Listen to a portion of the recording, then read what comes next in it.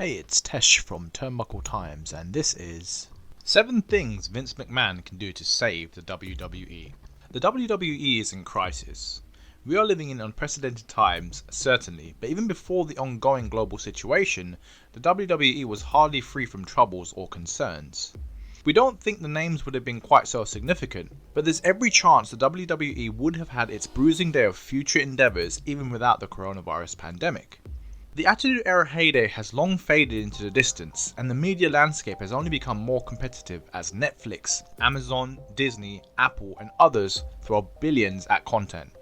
It's not the WWE's fault that arenas are empty, but TV ratings have long been on the slide and wrestling hasn't gripped the zeitgeist for many years.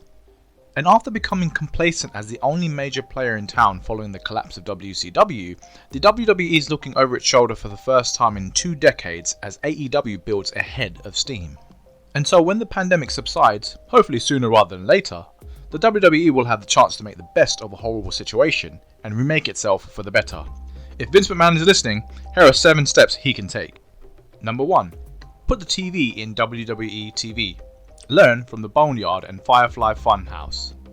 At its core, wrestling is 2 or sometimes more men or women battling each other in a ring to an audience of screaming fans.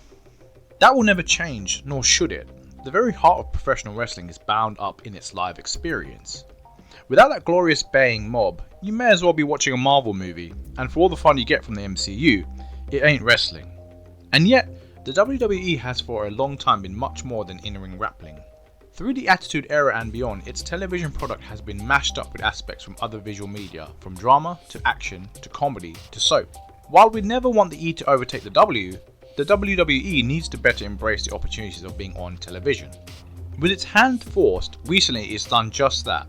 The very best bits of WrestleMania 36 were undoubtedly the Firefly Funhouse match between John Cena and The Fiend Bray Wyatt, and the Boneyard match between The Undertaker and AJ Styles. The Hardy Boys had previously nudged the boat out with the Final Deletion and the Hardy Compound on Impact Wrestling.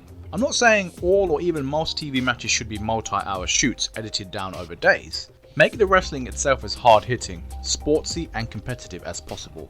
But if you're serious about Raw and SmackDown being watercooler TV events, then finally embrace the medium. Number 2. A real women's revolution. A 50-50 split of male and female wrestlers on WWE TV and pay-per-view. We've had a women's revolution. We've had 3 women headline WrestleMania. We've had an all-female Evolution pay-per-view. But that's just not enough. There is enough talent and enough fan appetite to have a 50-50 gender split on WWE TV and pay-per-view. Shimmer in the US and Pro Wrestling Eve in the UK prove you can have an all-female roster. So going halvesies is far from impossible. Across the main roster, NXT and NXT UK, there's a wealth of talent not yet being properly used. There's even more on the indies around the world. Find them, train them, book them, promote them. Evolution and Ronda, Becky, Charlotte were great, but they shouldn't be endpoints of the story, only the start. Number 3. Axe a bunch of titles. Remember when Daniel Bryan won the WWE Heavyweight Championship at WrestleMania 30? Part of the glory of that wasn't just the oh so slow burn getting us to the grandest stage of them all. It was just how important that belt was. Unification wasn't universally welcomed, and it wasn't a big surprise when the belts were split once more when the WWE went serious with the brand split. But in 2020, there are too many titles. Even if you don't count the WWE World Cup, or the Two-Weight Trophy, or the Andre the Giant Memorial Trophy, or the Women's WrestleMania Battle Royal Trophy, there are still 18 major titles across the 4 WWE and NXT brands. It's too many for casual fans to keep up with. It's too many for hardcore fans to value each one.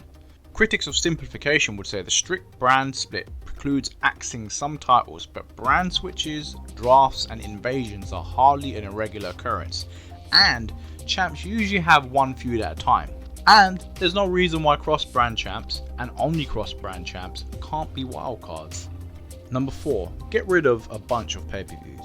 In wrestling TV tradition, your weekly shows build up to regular pay-per-views which are beginning to end wrestling, featuring a load of juicy matches you've been building up to.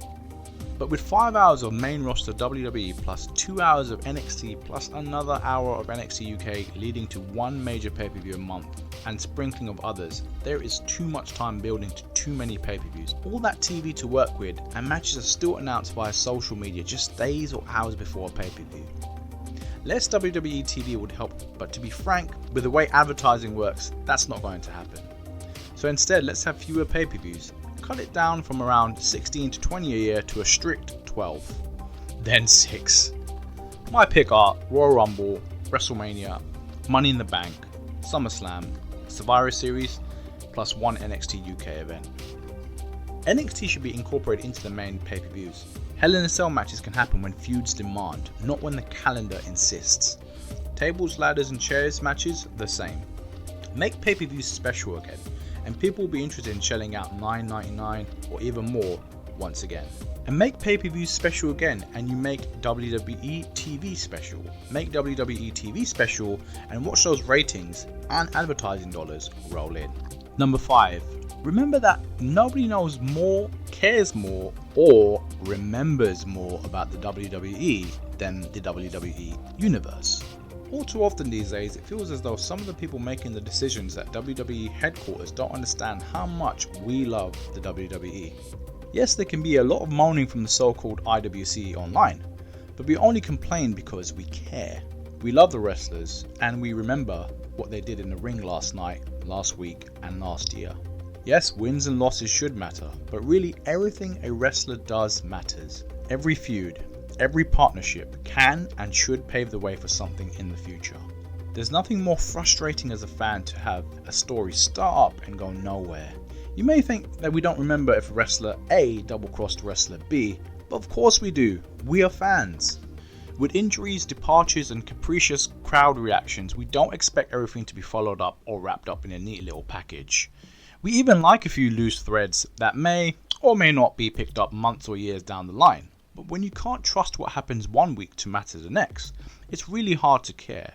And when it's done properly, it pays dividends. So keep it up and do it more. Number 6. Make your wrestlers full-time employees and not independent contractors, and let them unionize. Vince McMahon may tremble at a wrestler's revolution. Disgruntled WWE wrestlers have nothing to lose but their chains.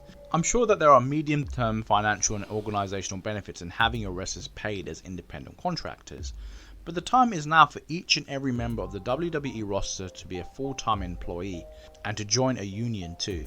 Sure, there's something to be said in this cutthroat, ego-driven business for every guy and girl having the incentive to grab the brass ring and push themselves ahead of their peers.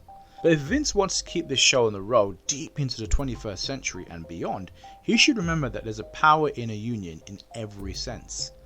The benefits to the wrestlers themselves don't need to be stated, but Vinny should realize that there are benefits for him too.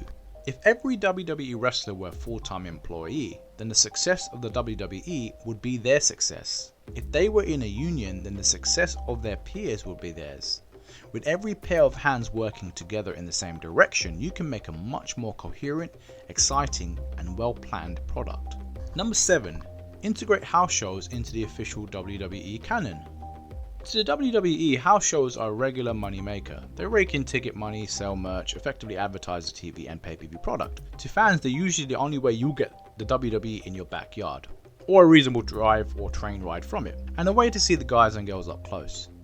And while they're often great fun, all too many house shows have the air of going through the motions. With multiple house shows a night, the rosters are spread too thin and the stakes are non-existent.